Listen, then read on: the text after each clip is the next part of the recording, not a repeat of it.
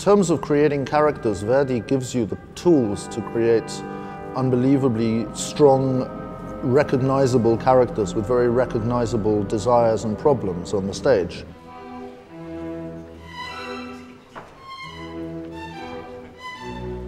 Rigoletto, he is very upset with his situation in life. He has a disability, his wife died, he hates his job, hates the people he works with, you know, like a very shallow society. So from the beginning, we see somebody who is trying to create an uncomfortable situation in the society. He is encouraging everybody.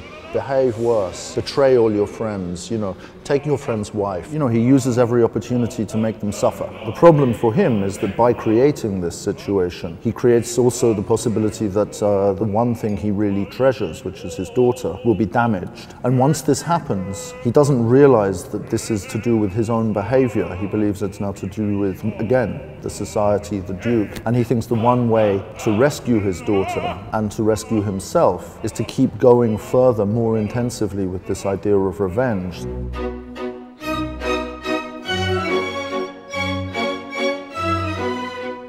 Rigoletto has two children, is what Victor Hugo says, the Duke and Gilda. Now the Duke is encouraged to act in a very selfish way, just to party and to have a lot of sex, or to have no morals. But the Duke himself has been obsessed with this girl. So in his normal environment, he is surrounded by people who do whatever he says, and if he wants a girl, I guess he just pays some money, or maybe doesn't even need to pay the money. Kind of like a high-level bad behavior. And, you know, to see something that is pure, that is moral, that is innocent, makes him see the world in a different way. But unfortunately, Rigoletto takes her away. So by the time we meet him in the third act, he's become very bitter, he's out, he's getting drunk, he's going to try and find Magdalena, just to kind of make himself feel better. So, you know, this number, La Donna Immobile, is really about, you know, this guy who is very depressed, very bitter, thinks that there is no woman that he can trust. He absolutely has this change.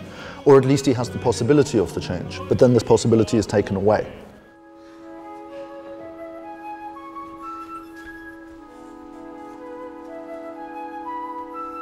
You know, Gilda is someone who is incredibly overprotected by Rigoletto. I mean, he's very worried that because this society is so bad, she can become a victim. And, you know, she's the one thing for him that represents positivity. So he keeps her hidden away, he doesn't let her see people. You know, the only time she's allowed out is to go to church. He doesn't understand the consequences of what he does.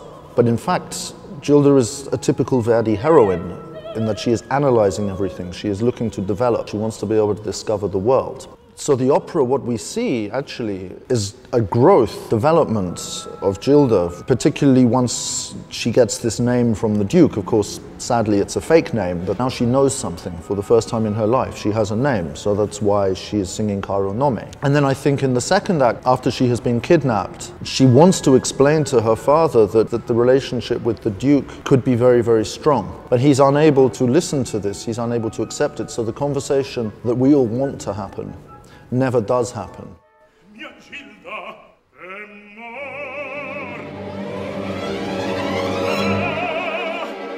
So I think, yeah, you have this phenomenal journey from her, this possibility of a journey from the Duke, and somehow Rigoletto on a journey where he never opens his eyes. So I like to explore all of these characters. The tragedy is always stronger when you see that there are possibilities for change, but these possibilities are not taken.